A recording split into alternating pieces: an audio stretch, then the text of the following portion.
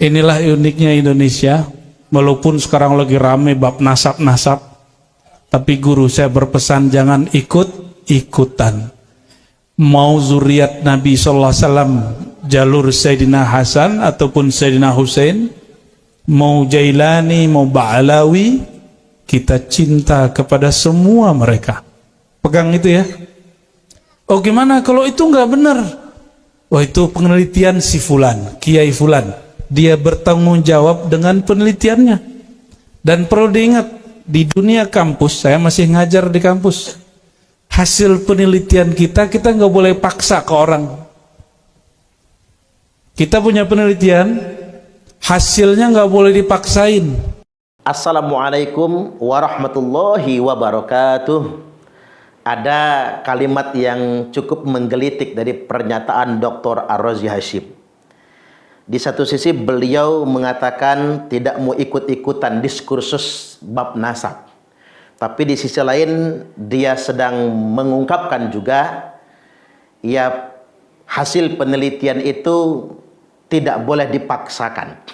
Sebetulnya saudara Dr. Ar-Razi Hashim sudah ikut-ikutan sebetulnya. Kata-kata bahwasanya penelitian Kiai Imad tidak boleh dipaksakan untuk orang lain, kata dipaksakan dalam tanda kutip ini menunjukkan stereotip, pandangan negatif Dr. Ar-Razi Hashim. Berarti beliau sebetulnya sudah ikut campur dalam persoalan ini.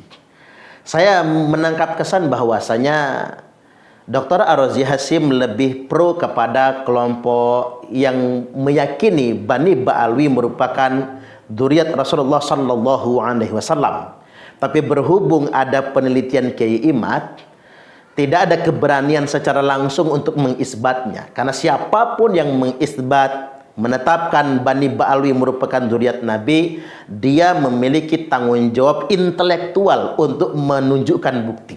Baik berdasarkan kitab nasab, berdasarkan tarikh, bahkan berdasarkan kajian saintik atau tes DNA. Saya juga ingin menghimbau kepada siapapun yang katanya ulama, yang katanya kiai, yang katanya ilmuwan, yang mendukung bahwasanya Bani Ba'alwi merupakan keturunan Nabi, punya tanggung jawab intelektual. Kita harus berani membuktikan, baik berdasarkan kitab nasab, tarikh atau sejarah, maupun berdasarkan kajian saintik tes DNA. Harus sedemikian rupa. Mengapa ini perlu saya ingatkan kepada Dr. Ar-Razi Hashim dan saudara-saudara saya yang lainnya? Ini persoalan bukan tentang memaksa atau tidak memaksa. Karena memaksakan sesuatu itu tidak ilmiah. Bahkan di agama pun kita tidak boleh memaksakan sesuatu. Jangankan aspek kajian yang sifatnya ilmiah, wong dalam agama saja la ikraha fid din, tidak ada paksaan dalam beragama sekalipun. Maka penggunaan kata jangan memaksa, saya pikir kata yang tidak pantas untuk diucapkan. Tapi hari ini kita bicara tentang tanggung jawab intelektual dan tanggung jawab moral. Setidak-tidaknya secara moral kita menyaksikan ada sekelompok orang yang mengklaim kelompoknya adalah dzurriyyat Nabi, dalam tanda kutip menjadi warga agama kelas 1. Mereka coba membangun jarak dengan umat muslim pada umumnya, seakan-akan ada kasta tertinggi di dalam Islam. Dan mereka mengklaim memiliki privilege yang lebih daripada muslim pada umumnya. Ini bukan lagi oknum loh, nyebar faktanya, datanya di media sosial. Betapa banyak orang-orang yang mengatakan kalau Habib walaupun ahli maksiat, di dalam dirinya mengalir darah Rasulullah sallallahu alaihi wasallam.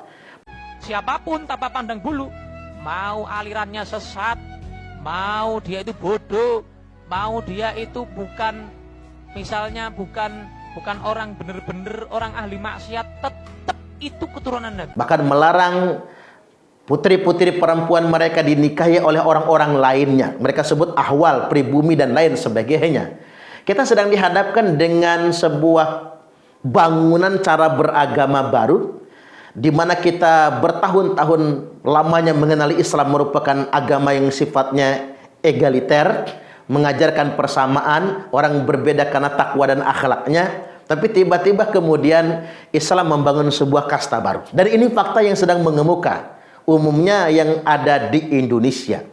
Membangun klaim-klaim tertentu, bahkan mereka menyatakan berani mengkritik mereka berarti telah menghina Rasulullah sallallahu alaihi wasallam, telah menyakiti Rasulullah sallallahu alaihi wasallam. Bahkan coba kita buka telinga dan mata kita, di mana-mana mereka membangun ancaman. Umat Islam ini yang mengkritik mereka diancam matinya su'ul khotimah. Belum lagi kemudian nanti bakal masuk neraka. Lalu mereka memunculkan dugaan siapapun yang mengkritik para habaib ini mungkin anak hasil zina, atau ibunya digauli dalam keadaan sedang haid misalnya, dan lain sebagainya. Ini persoalan yang sangat mendasar. Saya pikir ini bukan doktrin yang keluar dari 1-2 orang. Ada banyak orang yang mengemukakan doktrin sedemikian rupa, dan ini masuk di kalangan pesantren-pesantren. Bahkan yang menjadi korban adalah masyarakat awam dan santri-santri kita yang mengalami indoktrinasi bertahun-tahun lamanya untuk mengistimewakan klan tertentu. Saya pikir semua orang yang berilmu punya tanggung jawab moral akan ini semua. Baik, tidak berpanjang lebar saya mengomentari apa yang disampaikan oleh saudara Dr. Ar-Razi Hasyim. Saya cuma ingin mengutip ulang khutbah saya beberapa waktu yang lalu. Mari kita simak. Nabi sallallahu alaihi wasallam berkhutbah dengan lantang, dan Nabi ingin semua orang mendengarkannya. Wahai Quraisy, kata Nabi. Nabi sebutkan dulu Quraisy. La ughni ankum minallahi syai'a. Kalau kalian tidak bertakwa, saya Muhammad tidak akan pernah bisa menolong kalian sedikit pun di sisi Allah. Wahai Bani Hashim, kata Nabi. Nabi langsung merujuk kepada keluarganya. Kalau Quraisy berarti kepada sukunya. Kalau Bani Hashim berarti kepada keluarganya. Wahai Bani Hashim, dengarkan kata Nabi. La ughni ankum minallahi syai'a. Saya Muhammad tidak bisa menolong sedikit pun kalian di hadapan Allah. Lalu lebih mengerucut lagi. Wahai keluarga Abbas bin Abdul Muthalib. Ini paman Nabi yang juga ahlul bait Nabi. Wahai keluarga Abbas, keturunan Abbas, anak cucu Abbas.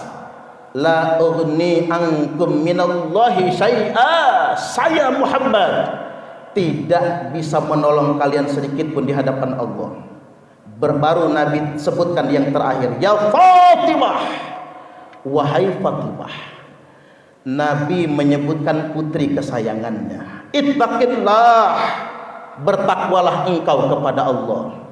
Karena jika engkau tidak bertakwa, la ughni anki minallahi syai'a.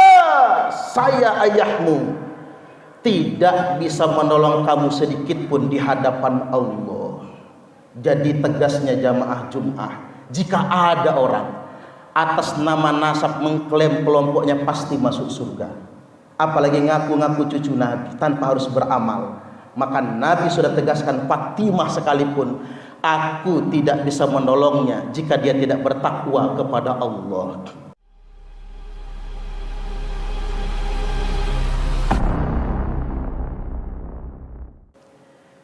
Jamaah salat Jum'ah kaum muslimin rahimakumullah, dalam peristiwa Futuh Mekah, Nabi datang bersama 10.000 pasukannya, berbaur dengan ribuan masyarakat Mekah lainnya yang telah menerima Islam. Maka belasan ribu, bahkan mungkin puluhan ribu umat manusia berkumpul di sekeliling Baitullah, sehingganya kendaraan Nabi tertahan saking padatnya umat manusia. Kendaraan beliau tertahan, tidak bisa masuk ke arena tawaf. Maka unta ditambatkan. Nabi kemudian berjalan kaki hingga mencapai titik Baitullah. Para sahabat kemudian merasa sungkan merasa sangat tidak enak dikarenakan seolah-olah kurang menghormati Rasulullah. Kendaraan beliau tidak bisa masuk, beliau terpaksa mesti jalan kaki, dan kesungkanan ini dialami oleh para sahabat Nabi, merasa kurang memuliakan beliau. Lantas kemudian suasana sungkan itu dijawab oleh Rasulullah sallallahu alaihi wasallam dengan sabdanya, "Innallaha qad adhaba ankum ubiyatal jahiliyah wa ta'adhumaha bi abaiha." Sesungguhnya Allah, kata Nabi, pada hari ini telah mencabut dari kalian semua feodalisme jahiliyah, di mana masyarakat jahiliyah itu berkasta-kasta. Ada orang yang dengan nasabnya merasa lebih istimewa daripada orang lainnya. Ada sekelompok orang yang merasa mesti menghormati secara berlebihan kelompok yang lainnya. Atau ada satu kelompok atas nama nasab tertentu mengklaim dirinya lebih istimewa daripada yang lainnya. Nah, kesungkanan ini telah dijawab oleh Nabi. Sesungguhnya Allah telah mencabut dari kalian semua feodalisme jahiliyah. Dengan kalimat ini kita bisa mengambil pelajaran, ternyata Nabi adalah utusan Allah yang pertama kali menghapus feodalisme dan menerapkan ajaran yang sifatnya egalitarianisme. Semua punya kedudukan yang sama. Tidak boleh ada yang mengklaim dirinya lebih istimewa daripada orang lain. Berdiri sama tinggi, duduk pun sama rendah. Wa ta'adhumaha bi abaiha, di mana kata Nabi bangsa-bangsa jahiliyah itu terbiasa membangga-banggakan leluhurnya, membangga-banggakan nasabnya, membangga-banggakan sukunya dan lain sebagainya. Lantas kemudian beliau closing dengan firman Allah Ta'ala, "Inna akramakum indallahi atqakum." Sesungguhnya yang paling mulia dari kalian semua, yang paling mulia kedudukan kalian semua, indallah, di sisi Allah, atqakum, adalah orang yang paling bertakwa di antara kalian semua. Mulai hari ini, kata beliau, tidak boleh ada orang yang mengklaim kemuliaan itu berdasarkan nasab keturunan. Mulai hari ini kemuliaan itu karena ketakwaan kepada Allah Subhanahu wa taala.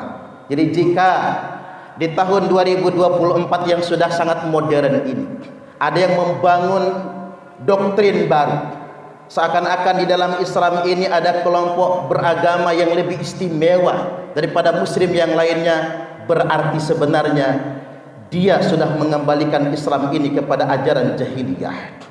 Kita semua diajarkan bahwasanya kemuliaan itu karena ketakwaan. Yang membedakan setiap manusia itu karena ketakwaannya.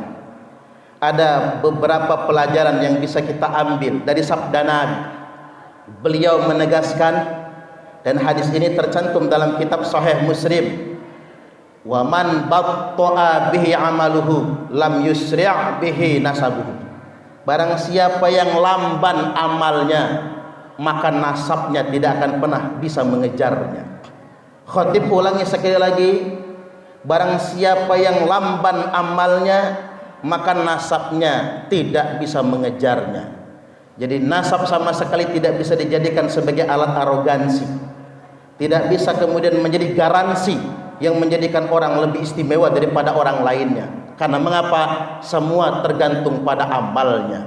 Allah Subhanahu wa taala menegaskan, walikullin darajatum mimma amilu, setiap orang derajatnya tergantung pada amalnya. Setiap orang derajatnya tergantung pada perbuatannya. Seandainya di antara kita umat muslim masih ada yang kemudian menggunakan nasab sebagai alat untuk membranded kelompok tertentu misalnya, maka khatib akan sampaikan pada kesempatan kali ini. Nabi sallallahu alaihi wasallam berkhutbah dengan lantang dan Nabi ingin semua orang mendengarkannya. Wahai Quraisy, kata Nabi. Nabi sebutkan dulu Quraisy. La ughni ankum minallahi syai'a. Kalau kalian tidak bertakwa, saya Muhammad tidak akan pernah bisa menolong kalian sedikit pun di sisi Allah. Wahai Bani Hashim, kata Nabi. Nabi langsung merujuk kepada keluarganya. Kalau Quraisy berarti kepada sukunya, kalau Bani Hashim berarti kepada keluarganya. Wahai Bani Hashim, dengarkan kata Nabi, la ughni ankum minallahi syai'a. Saya Muhammad tidak bisa menolong sedikit pun kalian di hadapan Allah. Lalu lebih mengerucut lagi, wahai keluarga Abbas bin Abdul Muthalib, ini paman Nabi yang juga ahlul bait Nabi, yang juga dijamin masuk surga. Wahai keluarga Abbas, keturunan Abbas, anak cucu Abbas, la ughni ankum minallahi syai'a. Saya Muhammad tidak bisa menolong kalian sedikit pun di hadapan Allah.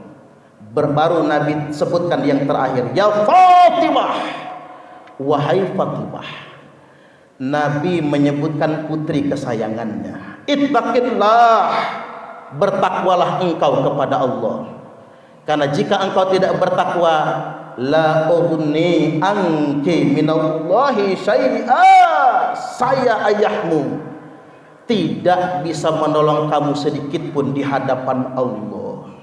Jadi tegasnya jamaah Jum'ah, jika ada orang atas nama nasab mengklaim kelompoknya pasti masuk surga, apalagi ngaku-ngaku cucu Nabi tanpa harus beramal, maka Nabi sudah tegaskan, Fatimah sekalipun aku tidak bisa menolongnya jika dia tidak bertakwa kepada Allah. Nabi kemudian bersabda, akmalul mu'minina imanan ahsanuhum khuluqa. Orang mukmin yang paling sempurna imannya adalah yang paling baik akhlaknya. Wa khiyarukum khiyarukum linisaihim khuluqa. Dan laki-laki terpilih di antara kalian semua adalah yang paling baik akhlaknya dengan istrinya. Kesimpulannya, Islam mengajarkan egalitarianisme. Kita setara, tidak ada perbudakan, tidak ada penghinaan kepada kelompok apapun. Kita sama di hadapan Allah. Yang membedakan kita adalah ketakwaan saja dan baiknya akhlak kita semua. Siapapun yang mengajarkan Islam tapi mengedepankan feodalisme, doktrin-doktrin yang menyesatkan, sama saja dia ingin mengembalikan Islam kepada kejahiliahan. Kesimpulannya jamaah Jum'ah, mari kita tingkatkan ketakwaan kita kepada Allah Ta'ala. Mari kita perbaiki akhlak kita semua.